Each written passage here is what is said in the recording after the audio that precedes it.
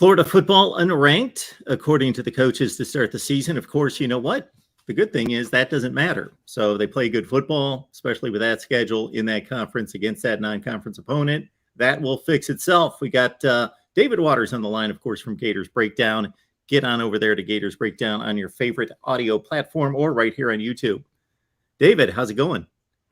Going good, Mark. Spring practice. Wow. Fall practice, getting started for the Gators. So, of course, Billy Napier, his first fall camp, getting these Gators ready for that big first game versus Utah. We'll hit up the coaches poll since I did mention it coming out of the gate. So I kept going through the point totals after the top 25 and found some Florida football at 37. Like that matters. 17 points, but pretty reflective of there are 17 coaches out there that said, hey, this is a top 25 football team, but most of them want to see a little bit more. And I think that's pretty much where most of college football is on Florida.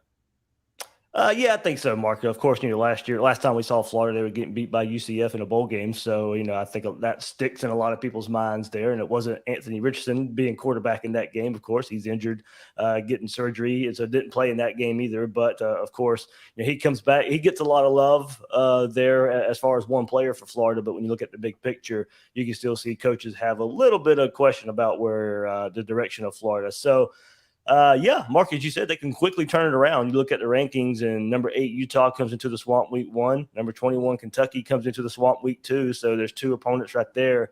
If Florida is going to shoot up the rankings, they can do it the first couple of weeks, and we'll probably have the best resume out of anybody after the first couple of weeks of the season when you start to looking at those 2 teams there. But yeah, if you probably look at Florida, they would, if you want to keep going in the rankings, will probably be in that 30, 31, 32 range. I think if you would look at it right there, so not too far out of the top 25. But Mark, I think when you look at it, you start comparing them to teams that are ranked, and why are certain teams? Why would Ole Miss be ranked in front of Florida? Why would Arkansas be in front of Florida? Miami, other teams like that.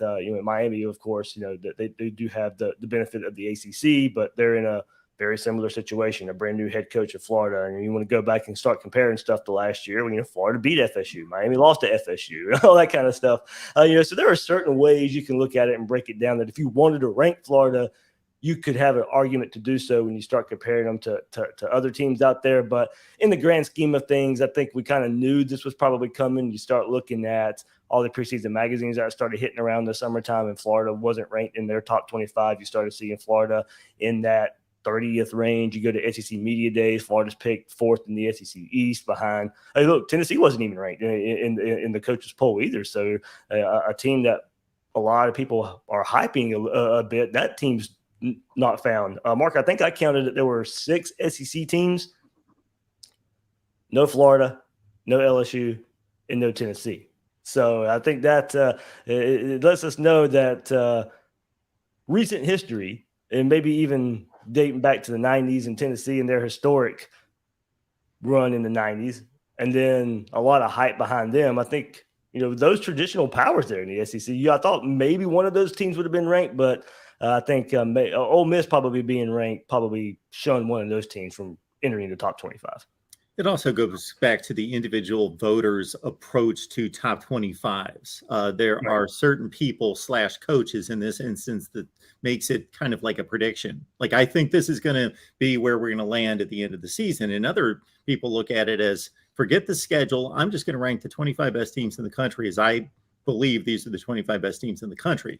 I think that would give a little bit more slant to the SEC. If you're asking me, I think the SEC, I would stretch it out to more like 7 or 8 of the top 25 teams in the country. But of course, they play each other. It's going to knock and suppress a lot of those rankings down based on the quality of the competition. David Waters on the line, Gators Breakdown. Yes, sir. Yeah, if it was me there, if it's a preseason ranking, I would use it as a preseason ranking. Your schedule shouldn't come up. You shouldn't be penalized for a schedule that you may end up going undefeated. So, yeah. I completely agree with. I don't approach it as a prediction. I approach it as I believe these are the 25 best teams in the country in order. I don't care who they play. Yeah, this isn't preseason. Preseason magazines, I can understand. They are making predictions, but in a poll that we have to go by up until the college football playoff rankings come out, it should be this is where we think the teams are heading into the season.